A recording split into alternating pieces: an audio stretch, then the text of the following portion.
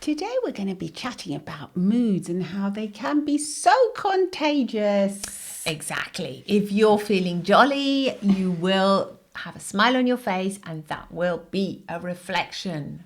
That other Just people like in the will mirror. pick up on, yes, won't they? yes. So We all know this, we do know but it. we forget. But we forget how we could actually use it in our favour. Yes, and that is true. That is true. We're also going to be reading you a story from one of our books that we wrote. Exactly.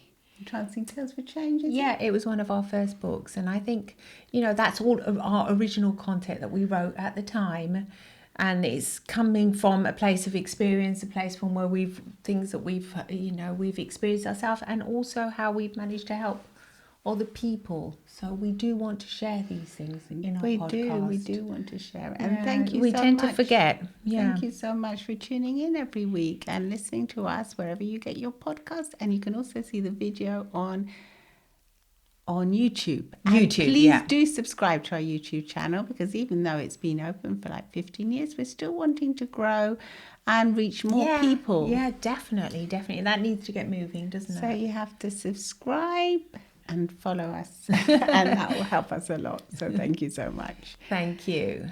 And so get ready for this week's episode of Get Real with the English Sisters, Violetta and Yutka. Sugo. We are therapists too, and we are here to help you. And we are real sisters, and we love each other very much. We do. We're having big hugs if you can see us on YouTube. We don't often say it. What do you mean? Well, like when you said, "I love you so much" for your birthday, and we don't I appreciate say I love you every day, like when you say I love you, I love you, I love you. No, we don't do that. But we know how much. We know it in our hearts. We don't I have often, to just say the other it. day, I was telling my husband, I was saying, because he said, "Oh, you look so pretty." And I go, "Do you know why I look pretty? Because I've got Violetta." Honestly, because Violetta keeps me going, like she's always telling me about the makeup and the clothes and buy this and buy that. And he said, "Really?" I go, "Yeah." I go, "Do you think I would still look pretty?" I mean, I would probably forget. Because, I'm not like you. But you used to make me look pretty when you were young. Yeah, but I've never really been somebody like that. I would tend, I love it. I love looking pretty, but, I look pretty because you inspire me, because it's like a lot of girlfriends. The moods are contagious, aren't they? If you're around someone that's always liking, the pretty makeup or the hair and the clothes. Me, let's go and do our hair. Why don't we get like this colour, or why don't we buy this? And we don't spend a fortune. No. Little things, but like you inspire me. Well, I like fashion a lot. You love fashion, so you're telling me, no, this is out, this is in, and I might not realise it. No. So I am, and he actually acknowledged it. He said, "Really?" I go, "Oh, yeah, 50% of it." 50%. He said, "Yeah, but you're pretty anyway." I go, "Am I?" I go, "No, you are." I am pretty, but Violetta certainly helped me look prettier. That's for sure. And be current with the times. I think that's what, like friends that inspire girlfriends. And if you're looking if you look at a little bit more current, and there's no limits really to how we can experience our age now. We can just wear whatever we want. We can wear mini skirts if we want, even though we're older. Whereas before it was like unheard of, wasn't it? Absolutely. So anyway, that was a little. Shall we read it? Where is it? Here it is. Reflections. I thought it's actually called Reflections. I didn't know it was called Reflections. Yes. Okay. Reflections. Yes. Reflections of how you are acting and of your behaviour are all around you all the time. Your moods are contagious and will be caught by those nearby. Whether you are feeling ratty, happy or sad, be aware that those around you will be influenced. Know that you have the power to change the dynamics around you always. This may be surprising, but it is true. You may wonder why your children always act up, why they shout and scream, or why somebody is taking advantage of you. In all these situations, the first person to check out is yourself. that may be hard to believe because we all tend to attribute fault to somebody else. Change your internal state of well-being. Talk to the people in your world coming from a place of calm confidence. Add a smile and a lovely word. And watch how your actions are reflected, almost like looking in the mirror. A mirror of your emotions. Reflected across your world. Yes. That's it. Everyone has their own little world. And I think that we often forget to realize that our world is a reflection of our behavior, of our emotions, of how we are reflecting to our world, our bubble, what's in it. It's just a reflection of ourselves.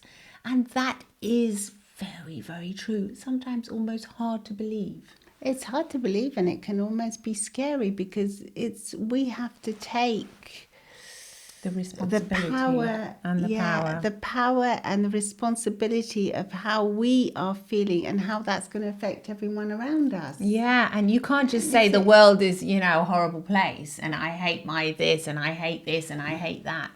Wonder how you're reacting to that. Your workplace, you hate it. How are you entering that space? Dull, gloomy, depressed. You enter that space. People around you are the reflection of you, your internal state. They cannot avoid it. We're humans. We react that way. We do. We do. And we forget it, but we do. Yeah. And it's ever so empowering, but like I say, it can be a bit scary as well because you can say, well, why? Why should it be me? Why should I have to take the blame for how I'm feeling? Yeah, why do I have to bring the light? If I'm feeling ratty, why can't other people be happy around me? But and why can't they give me all the good energy? But no, people will tend to. They can. Sometimes. They can. However, if you are the controller of your life, if you take control, you can hold the light. You can be the one with the candle lit inside you. You can hold that light, and you will find that empowering if you do it. You don't always have to be the one to carry the light, and you can have your feelings and your emotions. However, considering that the world you see is the only world you'll ever live in, and we all see different worlds. We all experience different things. Yeah. It's the only world you're ever going to get to see. You can never really see my world or Violetta's world, even if we're living the same situation. We interact. We're all on a plane, so everyone will think, well, that's the same world for everyone. We're all travelling to the same destination. However, my experience of that journey will be different from your experience. And why? Because of the way I am feeling and because of what I am going to be reflecting.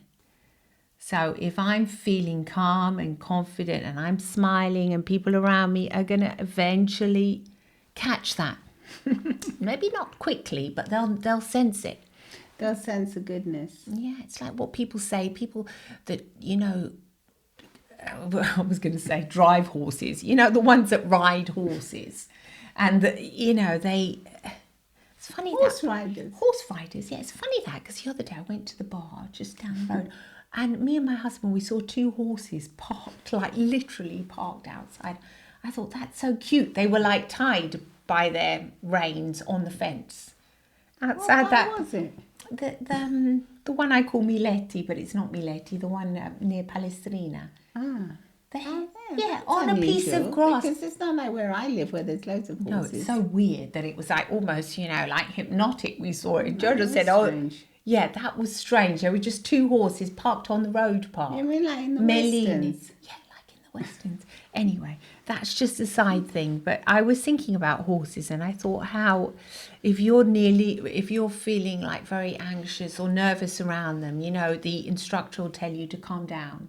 Is they take a few deep breaths before you approach the animal. Because they can sense it. Yeah, because they'll sense it. We forget that we're all animals. And if I think we do forget we forget that all the time. Yeah. We think we're above. We're above. We're superior beings. We're human beings, yes. But we do catch people's feelings and emotions and negativity. We've got to realise that our face is going to be reflected in other people. Our face is going to express all the emotions. It expresses it whether we think we're expressing it or not. Micro expressions are caught by everybody. Unconsciously, they're caught. Some people think, no, I didn't see any micro expression. Well, are you sure? Do you like that person? And then they'll say, well, no, not really. Well, then there's a reason why you don't particularly like that person, or why you think that person isn't being fully honest. Why do you like me? Is it why you like me? Because I'm being sincere, and because if I'm going to be smiling at you, it's going to be sincerely. That's why you feel like you like me, like you know me. You know, like some people, you think you really like them. That's why. I often wonder why people are very happy around me, but I suppose it's because I'm very happy. You always say that. Because then I see when they're interacting with other people, they're not that in a good mood. And I was thinking, because I said it to you the other day about one of our friends. Well, we hadn't seen her for ages. And I said, but whenever I see her, she's always so happy and smiling. You said, that's because you're always so happy and smiling. Exactly. That proves the exact point. And you're always laughing, and then she finds it really funny. She does. She starts laughing. Yeah, because you're the giggler. You're giggling, you're happy, you're bubbly around her. Whatever problems you've got in your life, you make sure to reflect this. You're careful and you're naturally inclined to, but you will have that lovely smile on your face, and they'll pick it up, and they think, oh, Violetta's always happy.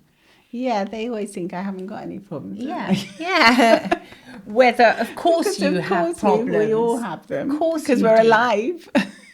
Exactly. It's about the frame you put around them, and if you're optimistic and you think, this too shall pass. Exactly. Yeah. But I'm going to enjoy the moment now. I'm having this moment with this person. I think it's about being in the moment, so allowing your mind just to be there right now. And of course you can share your problems if you've got, if you know the person. It's lovely to share and, to give comfort and solace. A problem shared is a problem halved. Yes. Only so true. That is so very, very true. And that's lovely to be able to express. But in this particular case, we're talking about how people feel when intuitively, we all know this, don't we? We kind of know it. Oh no, that person enters. It's not just because they're going to be a drag and they're depressingly always looking for some gloom. It's also because of how they act as well, isn't it? But yeah, it's what's reflected. We do act like a reflection to the people we interact with. It's mirror neurons. This is science. The baby will do it with the mama immediately. Look at the mama. The mama's got a happy expression. Hello. The why baby do will people smile. always smile at babies and are always happy with babies? Because we want our babies to be happy. Yes, if you put a sad expression on your face, you'll soon see your baby's going to cry really quickly. Yeah.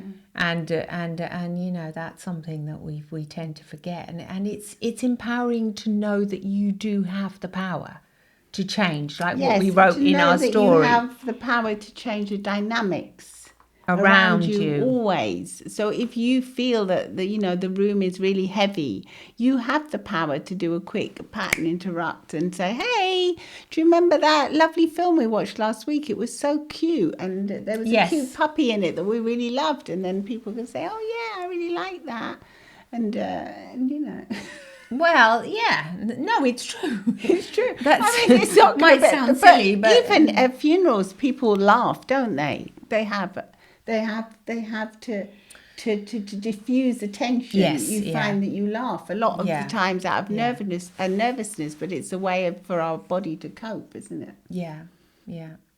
I think we do forget that even out of nervousness, we have to release the tension. Yeah. You're talking about this because you have to go to a funeral soon, unfortunately. No, but I was thinking also about how at Mum's funeral we were laughing.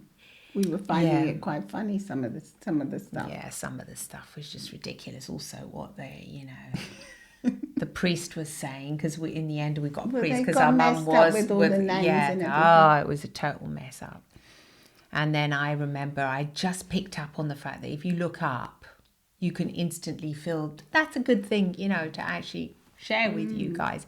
If you're actually feeling quite down, it's surprising the fact that just the simple act of looking up is actually quite difficult to feel sad if you look up. You know, if you're feeling like you're going to be tearing up or something and you look up, notice this, you know, remember this when you do it next time. You know, if you look up, it's going to be hard for you to access the sad feeling, but it's really easy to feel sad if you look down.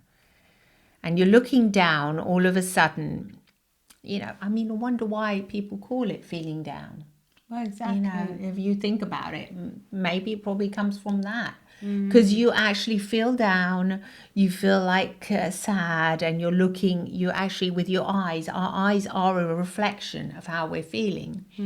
When we're feeling happy or inquisitive or we're wondering about something, our eyes will be looking around, you know, like that. We'll be curious. We'll be curious, yeah. So you're looking, you're wondering, you're accessing memories, you're thinking about something, you're always going to be looking up. And I think it's accessing memories. It's to your right. I can't, I'm a bit dyslexic. I can't remember. When is it? When you think about something, let me think. I think I look up and to my right. Well, the eye accessing cues, everyone has different ones, don't they? Well, yeah, but there are some that are very common. The commonly. If you try and remember, normally you look up and to your left. You look up to your left? Yeah. If I try and imagine something. So you're looking that way? So if I want to try and imagine a bed, I look up and then I look up to my left to picture it. Oh yeah, I did actually look to my left. Whereas remembering memories or something, you look to your right, I think. Up and to your right. Like if you remember something from our childhood, I might go up to my right. Well, yeah, but it does change. Yeah, so it changes where you're looking. If you're calibrating, if you're looking to see where they're accessing their memories, you can play around with it and change it so that they can have less. You can have less emotion tied to a memory by changing where your eyes are, where you're actually, when you're actually thinking. That's incredible, isn't it? You can, you know, it's like if you follow the finger, and you can actually change how you're feeling. That's amazing, isn't it? That is amazing. It's like the game, you know, the game. That's probably why those games are relaxing. Where they move them around, you know, like the pads. Yeah, you can sort of like move your eyes. That's why those games that you play are relaxing, because your eyes are going across. They're going to different places. I didn't think of that. Yeah, that could be, because I've never really played those games. So you're accessing different parts of your brain that you probably wouldn't normally access. Incredible. That's probably why, you know, the fact is that we tend to forget that our internal state is reflected. Yeah, and that our body is connected to our brain. Yeah, we think, oh no, how I'm feeling, I can get away with this. Like yesterday, I saw somebody come towards me, and they had their jaw was very, very tight, and I picked up on that, and I thought, oh dear, this is a sign of a high strong person, somebody that's undergoing a lot of pressure in this moment. And I knew that, and I thought, you know, in this moment I can't really help that person right now, so I thought my best choice is to go away and let that person decompress. Because he wasn't my patient, it wasn't my client, so I thought I'm not going to be involved in this right now. But I picked up on those signs, and I thought, oh dear, you know, best step away. Sometimes if you can be quick at them as well, you can realise things. I mean, we all kind of know. Well, yes, if you enter a room and you can see someone's very tense and like very charged, you can diffuse that tension by leaving or looking away. You know, obviously you're not going to antagonise, and confront, which is what happens in a lot of when couples are arguing.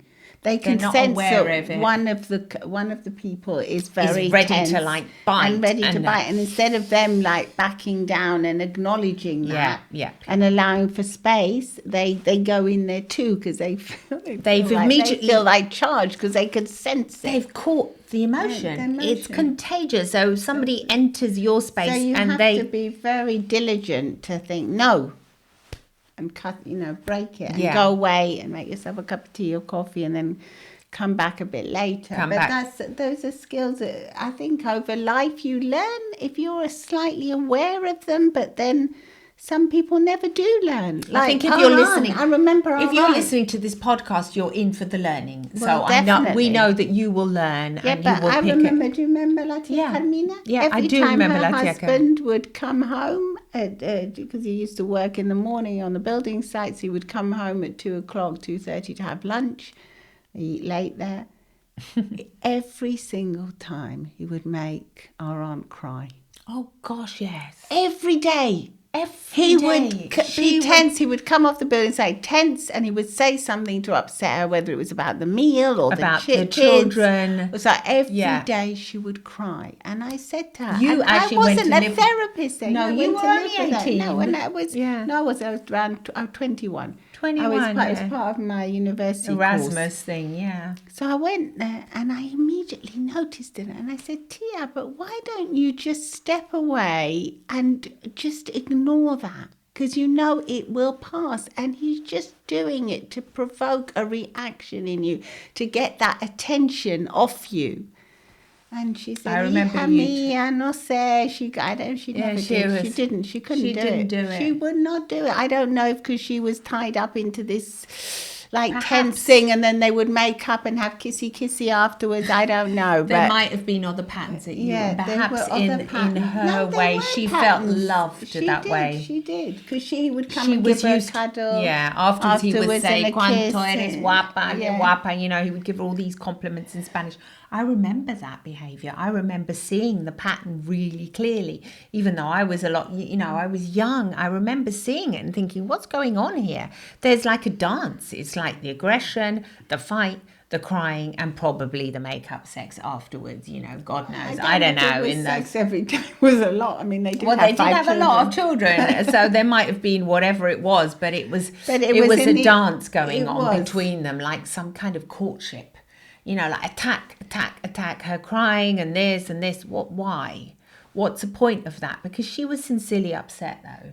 That would get us upset. She was so upset. And it would last for like an hour or something. The upset. And then he would come to her and she would say, "Leave me alone." Yeah. So there was this whole dance of, then I refuse you, and then you want me, and then so it's a whole dance going on there. Obviously. Yeah, but okay, I can. If you like it, that's okay. Yeah, that's what I told her in the end. I said, Tia, te gusta esto. If you like this and you're happy with it, okay. But no, it's a pattern, and it's going to happen every day, and it did happen every day. Every day. Fail. Yeah, every day. But then what would get to me was that. You couldn't see when it so she clearly. used to say, let's go away, let's go on holiday, let's go to England, say, for example, to see our mum. He would always say no. Always. And so then she would have a big upset again and cry and be really upset. No, he never wants to do anything. He always wants to be working. And I used to say, Tia, but can't you see he always says no, and then in the end he always goes with you. So just back off and just plan the trip, and then he'll come. And then she used to say, "Oh, you can really see things clearly, Violetta. Oh my gosh." I don't know. Every trip it was the same. Nothing ever changed there. Nothing ever changed. So I think if you can acknowledge that you have the power to change your dynamics in your relationship with how you are. Yeah. Because maybe if instead of crying, she's acted all flirty in that moment and started doing a little Spanish dance, or like saying, "Don't be silly," and or going away and then coming back and saying, "Okay, this is ready now," and not crying. That's exactly she might have encouraged him not to do that, and she could have changed the pattern. She would have become more empowered. That's exactly what I was thinking. If when he would attack her with, I don't know what he used to say to her. Insult the dinner or the kids or something. Something about the kids usually. They were all grown up, but he would say something, or she'd left something out. She was also like a very emotional person that would be, she was recipient to this as well, because if he was giving, she would receive. So if you decide not to receive that message, you can also say, "Oh no, I'm going to send this message back I'm not going to accept that message right now, but she would always accept it to the deepest level. So you wonder, why this was going on. But anyway, this isn't a therapy session about our auntie. Even though we often have these kind of thoughts and sessions in our own minds about why people don't want to change. And there are secondary gains perhaps here. She was probably getting a lot of attention afterwards from him. There's so many reasons why we continue to repeat the same behavior. And we know it's stupid, but we will continue to do it. And we have to decide why. And if we're happy with that, just continue doing it. But if you want something to change, the awareness. If you're you aware have to of become it and you're aware. happy with it, that's fine. You'll know this is going to happen every day. This is going to happen. There's going to be a fight. You want to live like that. That's okay. If you're accepting, you're fully responsible for it. But you can change it if you want to change it. And we're not talking about a highly abusive person here. No. He would say little things that would trigger her dramatically. Like, there's too much salt in there. It's salty. And that would be enough. I remember, seeing her. She was emotional and make her cry because she would turn away. Proud of her cooking. She would make like the chickpea broth. And he would come and say, yeah, it's salty. I don't like it. That's enough. Or the breakfast was right. He would give some small criticism that she could just say, who cares? Who cares? It's salty, You're lucky, like our mum would have said. Mum would have said, you're lucky you get this delicious food. Mum would have gone on strike for a whole week. How dare you? Yeah, my mum would have just walked out. We were brought up with a completely different. She was rather feminist for her time. She wouldn't have put up with it. No she would have stopped cooking and said, you cook now for a week. Oh, absolutely. There was nothing but... I remember Dad once said something about her cooking. She went off to cooking classes every day. She said, you don't like our cooking. That's it then. Yeah, now I'm going to join a club. And he hated it because he wanted her to be at home in the evenings. He hated it. He would always say, your mother's gone off to cooking school. And we said, yeah, Dad, that's because you said you didn't like the way she made, the apple pie or something. That's why she's gone to school. It's like, and then she had good fun at that school as well. She would really have a good laugh. And he would be stuck, looking after us. And he would be having to give us, the food, feeding us and looking after us. I remember that. And that was so that she didn't like that kind of behaviour. No, she wouldn't put up with it. No. She was much more evolved for her time. Considering she was born in the 20s. She was very... 1926. Yeah, she was very, very advanced. But I guess, that's how we were empowered. Did you realise she would have been 100 this year if she'd been alive? No, goodness me. It's a long time ago. Wow, 100 she would have been. Yeah, because it's 2026. Oh, yeah, she was born in 1926. I didn't actually think that. No, I did think it this year. She could have lived a little longer. Yeah, she could have. We never want our loved ones to go. No. No, nobody does. But yeah.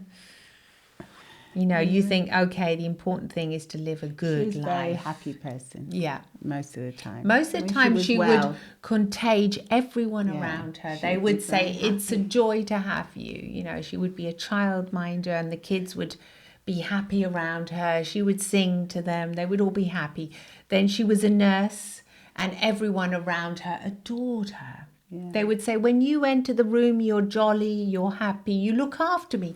They felt as if she was a nurse in an old people's home. Auxiliary nurse, so she would help Auxiliary, she would do, the hard job. Which is all nurses have really hard jobs. It wasn't just old people, that was afterwards. First of all, it was in the hospital. It was just the Croydon Hospital. Croydon Hospital. Mayday. Yeah, she had a big job. She would work at night shifts. She would work so hard. She would have to get there on a bicycle. She would go to work on a little red bicycle. She really was a superhero. No, she really was. And during the day, she would be a childminder. She would do absolutely everything she could to provide for us, to give us girls, the best possible chance. And our dad used to work too, but I think she really did. Our He dad would do work what hard was on necessary on the building, site, but he would work what his official hours. his official At the end of it, that was it. He would make no more sacrifices, and we knew that as children. He was a darling. He would do everything he could, but it wasn't like our mum. No. Our mum would not, if she had a piece of, food and we wanted more, she would give it to us from her plate. He wouldn't. He would say, hey, where's my portion first? And it's not that we ever had to have any trouble with portions. Thank goodness we didn't.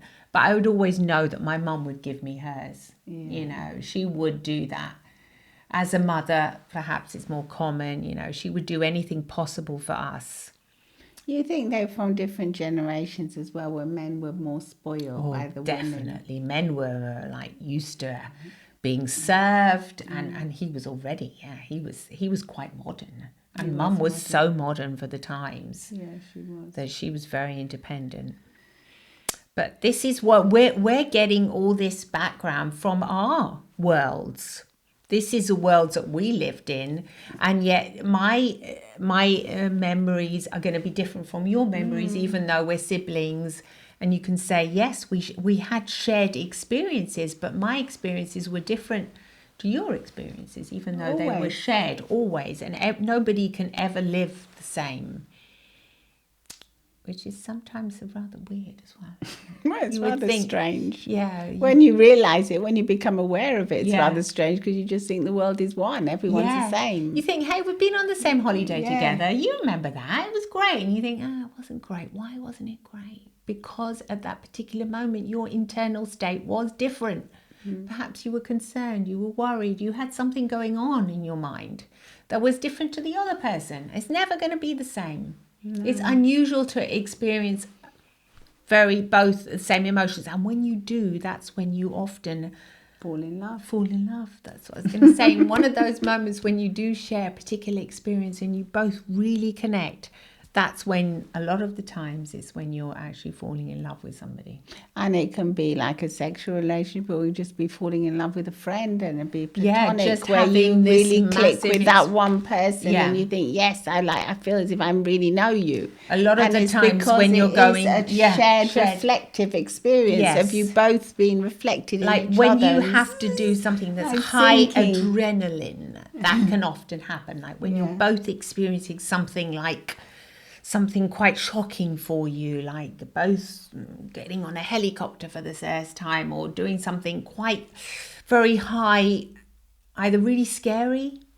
That's why they say that a lot of times colleagues, like in the task forces, can have strong relationships. Because they both have these kind of like very strong emotions.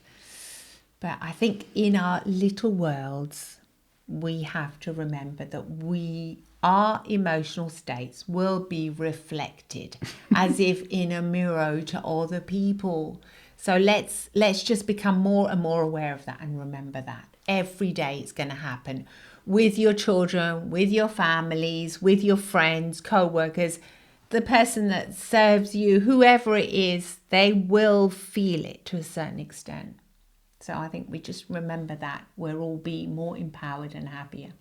And more understanding as well, and empathetic of other people and what they're going through as well. Because if we can read what they're going through, we can also help them and say, hey, we can hold space for you as well. Exactly. You don't always have to be smiling and laughing and happy. No. But you just know that you can be you can be aware of there it for that person. Yeah. So let us know what you think and how you're going to be. I want to be happy and smiley today. The sun is shining, and even if it wasn't, we could pretend it is. You can hold the smile, in the sun. Smile in your we've got memories of sunshine. We have lots of it. So we can hold that. So love and smiles from the English Sisters. Do come and subscribe to our YouTube, where you can see us in person. You can see the video. And thank you so much for listening all over the world. We love you so much. Bye-bye. Bye-bye. Bye. Bye.